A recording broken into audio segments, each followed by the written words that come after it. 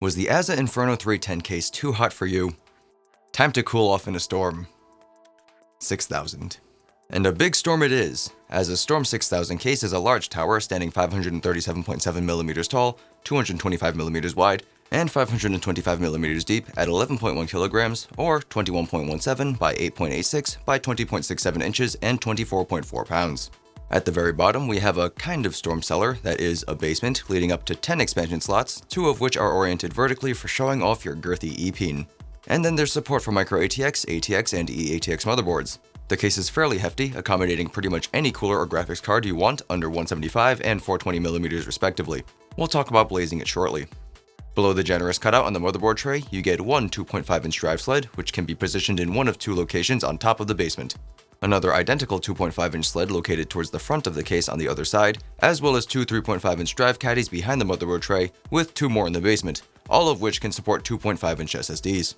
On the cooling end, the front and top both support 3 120s or 2 140mm fans with 360 or 280mm radiator support, though the addition of a third 120 to the front will require the removal of the 5.25-inch drive bay. Finally, the rear supports a 120 or 140mm fan. The only storm barrier you get is the one that slides out from under the power supply.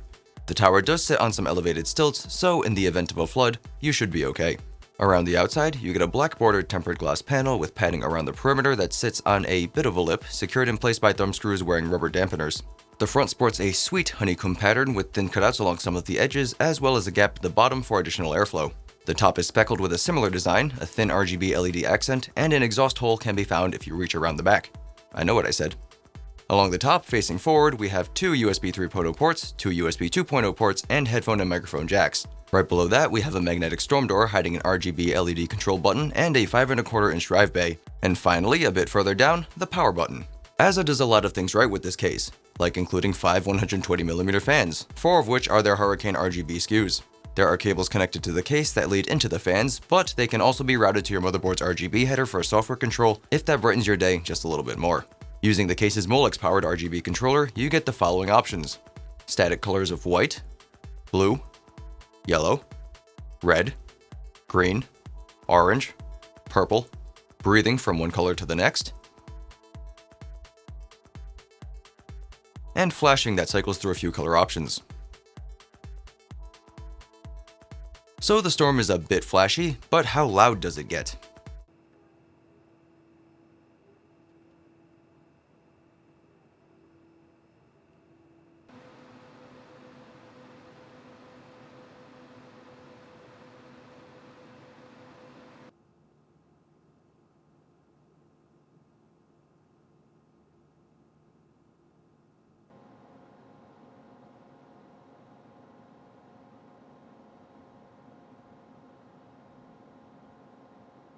Despite the tempest within, acoustically, it sounds kind of like the calm before the storm.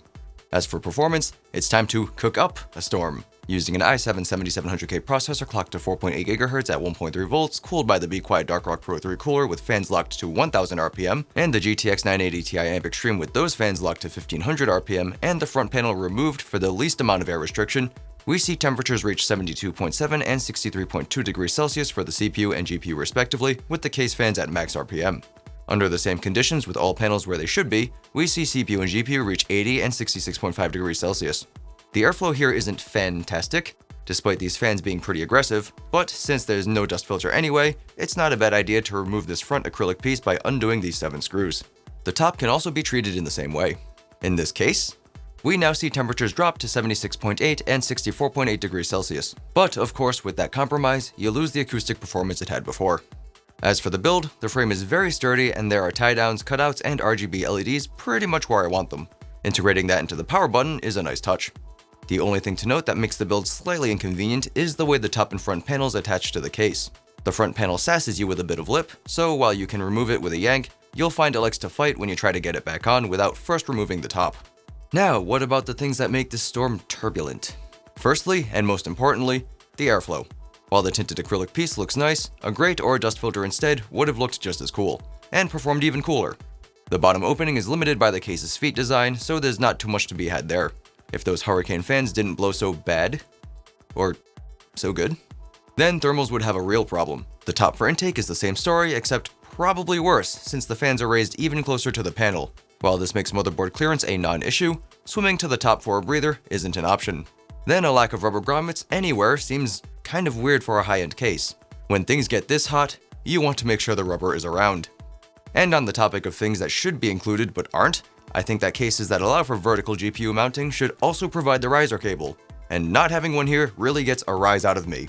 And speaking of that mounting, it does fit 2.5 slot cards, but it comes pretty close to the tempered glass panel, and you will almost definitely run into airflow issues, though I can't confirm that.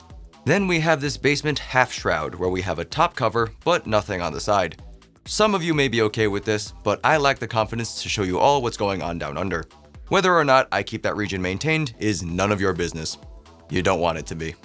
You do have the option of removing that piece completely, which will open up the front for push-pull radiator configurations, but then you go completely exposed. Alternatively, you could move the intake fans to the other side of the front frame, but then intake would be further restricted. Removing that basement piece also takes the 2 drive bays with it, since those are riveted in for some reason. I've never been so unriveted by rivets, though upon removing the shroud you'll find that there is another mounting spot for another 3.5-inch drive. And because the aforementioned drive cage is riveted in, if you have a particularly large power supply or super stubborn cables, you can't really open up that area for more cable space. And here's where I mentioned Seasonic's 850-watt focus gold power supply. It's an ATX form factor component, but it only falls short in all the right areas, coming in at about 140 millimeters deep. The adorable yet solid unit comes in at about $120 with an 80+ gold rating, silent operation under low loads, and a 10-year warranty. It may not be long, but there's endurance, efficiency, performance, and power. And for you folks that like to browse Newegg, Seasonic has some special holiday promotions for the US going on, starting on December 18th and ending on the 24th, with a second promotion beginning on Christmas Day and ending on New Year's Eve. If you need a solid, as opposed to liquid, power supply, go Seasonic. Also, they sent me this neat shirt for Christmas, in addition to a bunch of other cool things that I don't know how to wear. So that's really neat, because colors make me look more important than I really am. Anyway, back to the case. The basement drive bays only slide out from the tempered glass side, and the other end is completely blocked off, so cables can't be routed through the back. I guess it doesn't matter that much, since your cables will look like they've been in a storm. Anyway. But I still would have preferred to route them through the rear. And then the panels. The panels look nice, but there isn't really an easy or graceful way to remove them, since they all sit recessed within the case's edges. The glass panel falls out easily, so I recommend being ready to catch it when the thumb screws come out. The easiest way to remove the back panel is to give it a good bonk and let the recoil force bump it back your way. The last thing to mention is this Made in China bit stamped in the metal right below the rear fan. It's covered up if you use a 140mm in the lowest position, but with the pre-installed 120, it sits in plain sight. Aside from that, the case looks really good from the outside in my opinion. It has great build quality and suffers thermally, but it can be remediated by removing your storm window. You've got tempered glass, strong radiator support, and 4 included RGB fans. And for around $160 US, it just might take your wallet by storm. Might.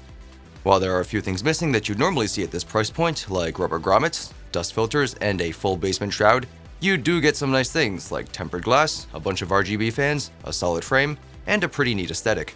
It's a big tower that commands power, and if you can ride out that little storm of downsides I mentioned earlier, it looks handsome as a dude in a collared shirt. Perhaps just a bit better than that in my case. And so that's all I have to say about that. Like, dislike, comment, subscribe, share, leave me questions if you got them. Thanks for watching. My name is Steven, and I am ALittleDIMM. Bye-bye. And a big storm it is coming in. That's not what I wrote. As well as two 3.5-inch drive caddies behind the motherboard tray, all of which can support 2-point drive inch. That's a new one. On the cooling end, the front and top both support 360 or 280mm radiator. The only storm barrier you get is the one that slides, secured in place by thumb screws wearing. That's going too slow, or I'm talking too fast, I don't know. The front sports a sweet honeycomb pattern with some thin cutouts along some honeycomb pattern with some thin cutouts along some of the edges, as well as the right below that we have a magnetic storm door, kind of like the calm before the storm. My thumb cracked. My thumb cracked twice. Each thumb cracked. Who has 2 thumbs that crack? No, I can't do it. The answer is this guy. And speaking of that mounting, it does fit 2.5. Nope. It does fit 2.5 inch. slot, damn it. I lack the confidence to show you all what's going down on under. Going on down under. Yeah, and because the aforementioned drive cage is riveted in. I forgot to record my outro and now I have to do it again. This is like 3 hours later after editing everything.